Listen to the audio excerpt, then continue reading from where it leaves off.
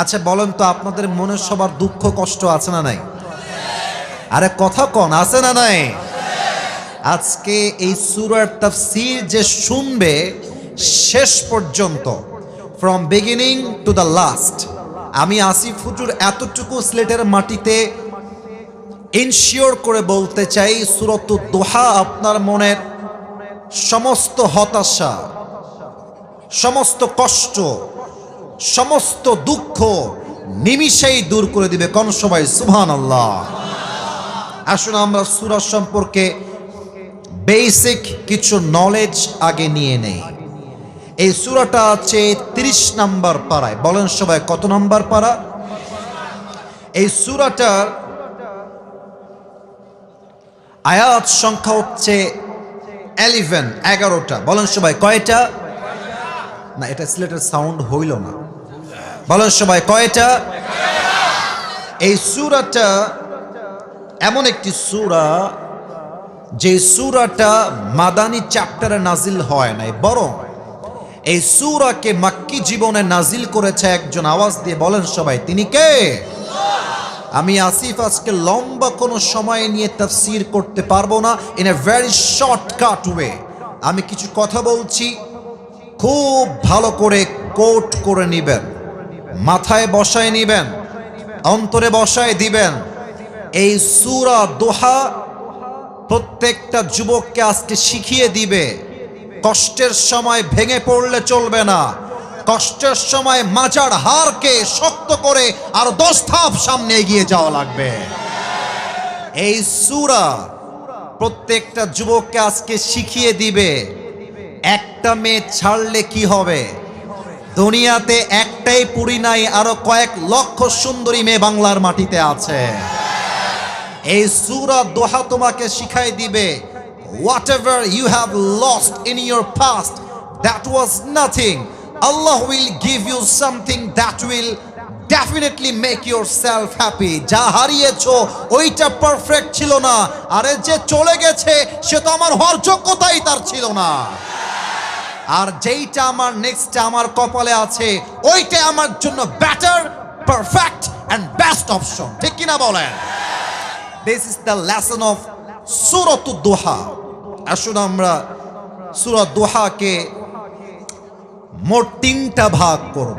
Look at my 3 fingers. 3টা আঙ্গুল দেখবেন আর জবান দিয়ে উত্তর দিবেন সিলেটের ভাইরা। সূরা দুহাকে আমরা কয়টা ভাগে তাফসীর করব?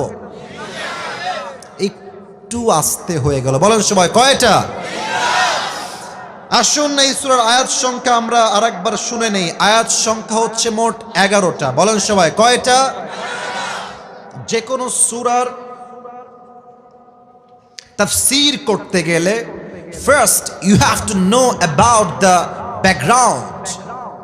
When Allah subhanahu wa ta'ala has revealed this surah and why Allah subhanahu wa ta'ala has revealed this surah.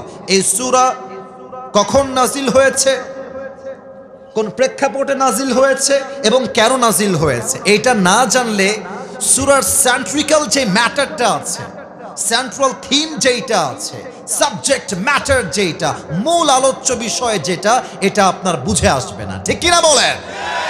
আসুন আগে আমরা প্রথম 2টা আয়াতের তেলাওয়াত করি, তারপরে শানে নুজুল বলব। আল্লাহ রাব্বুল আলামিন বলছেন, ওয়াদ-দুহা ওয়াল-লাইলি ইযা সাজা। প্রথম 2টা আয়াতে আল্লাহ তাআলা কসম করেছেন।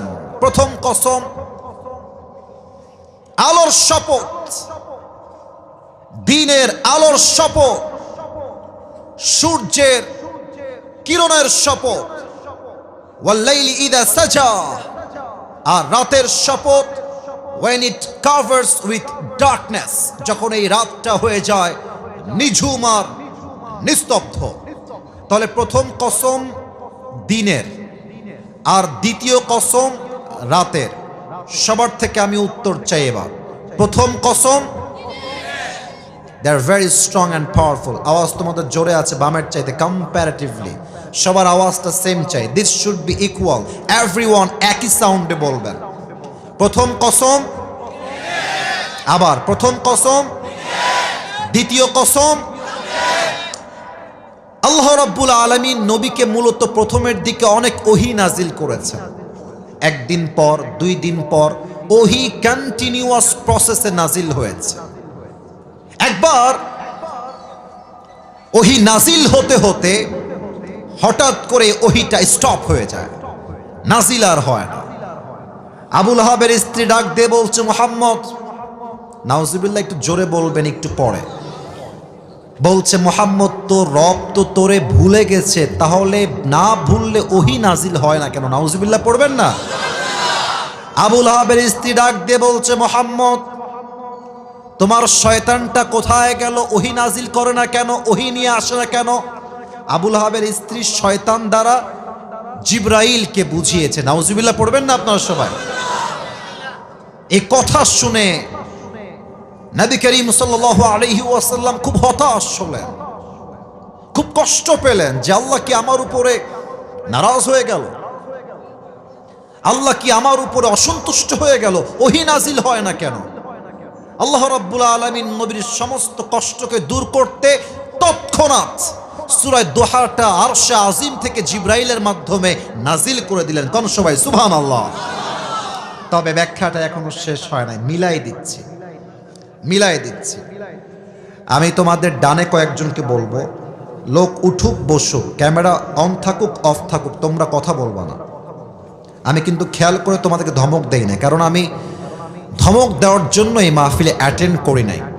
আমাদের বোঝা উচিত, আমরা যত বড় সেলিব্রিটি হই না কেন, আমাদের যত বড় ফ্যান ফলোয়ার্স বেজ থাকুক না কেন, যুবকরা আছে বলেই আমরা জিরো থেকে আজকে হিরো হতে পেরেছি। অতএব ওদেরকে মাইনাস করে, ইনসাল্ট করে কথা বলা, এটা কোনো ভালো ব্যক্তিত্বের পরিচয় হবে না। তোমাদের পায়ে আমার হাত, মেহেরবানি করে কোনো সাউন্ড করো না। আর এই যে যিনি মোবাইল ফোন লাগাচ্ছেন, এই যে টুপিওয়ালা ভাইজান, এটা ওদিকে হটান, ওদের সমস্যা হবে, ওইদিকে নিয়ে যান। ডানে, ওটা ডানে, না না না, ওইটার কোনো প্রয়োজন নাই। এমনি ক্যামেরা অনেকগুলো এখানে আছে, আপনি ওদিকে নিয়ে যান। আলোচনার মাঝে বিঘ্নতা ঘটাবেন না। যুবকদের কষ্ট 2 পরিমাণ ছাড় দিয়ে আমি কথা বলতে পারবো না। সবাই তাকবীর দেন, নারায়ে তাকবীর। আচ্ছা বলেন তো, এখন যে আমরা বসে আছি, এটা কি দিন না রাত? তাফসীর বুঝতে হলে কথাগুলো বুঝে শুনে উত্তর দেওয়া লাগবে। দিন না রাত? রাত। ওয়াজআলনাল লাইলা লিবাসা ওয়াজআলনান নাহারা মাআশা। আল্লাহ রাব্বুল আলামিন রাতকে বানিয়েছেন শান্তির জন্য, দিনকে বানিয়েছেন কাজের জন্য। সারাদিন কাজ করে আপনি যদি রাতের বেলা ঘুম না দেন, সকালবেলা কাজের গতি হারায় ফেলবেন। কাজও করতে হবে, আরামও করতে হবে, কারণ যখন আপনি একটা ঘুম থেকে ওঠেন, আপনার গায়ের এনার্জি আবার কাম ব্যাক করে।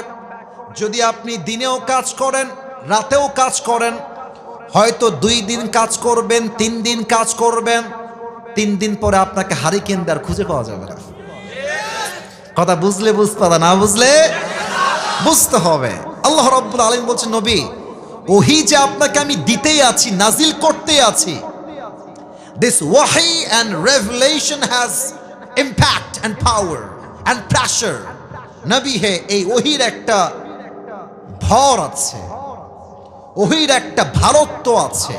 ওহী যখন নাজিল হতো, হাদিসে এসেছে, ওহীর ভারে নবীর ঘাড়ের এই 2 পাশ থেকে ঘাম ঝরত। রানে যে ভর করে সাহাবায়ে কেরাম বলেছেন, নবী করিম সাল্লাল্লাহু আলাইহি ওয়াসাল্লাম যখন ওহী অবস্থায় কারো রানে ভর করে ঘুমাতেন, ওহীর প্রেসারে চাপে মনে হতো সেই রানটা ভেঙে 2 আধখান হয়ে যাবে। আল্লাহু আকবার। ইয়া রাসূলুল্লাহ, ইয়া হাবিবাল্লাহ, ওহী যদি নাজিল হতেই থাকে, এর একটা প্রেসার আছে। আপনি একদিন অসুস্থ হয়ে যাবেন, এর মানে হলো দিন শেষে রাত না আসলে যেমন ভালো লাগে না, আরাম না করলে যেমন ভালো লাগে না, আমি আল্লাহ রাব্বুল আলামিন যদি ওহী নাজিল করতেই থাকি, আপনি একদিন অসুস্থ হয়ে যাবেন, দুর্বল হয়ে যাবেন। এই জন্য আমি আল্লাহ রাব্বুল আলামিন ওহীকে বন্ধ করে দিয়েছি। এর মানে এটা নয় যে আমি আল্লাহ নারাজ হয়েছি, বরং আমি আল্লাহ রাব্বুল আলামিন আপনার শান্তির জন্য সাময়িকভাবে ওহীকে বন্ধ করে দিয়েছি। কোন সবাই সুবহানাল্লাহ।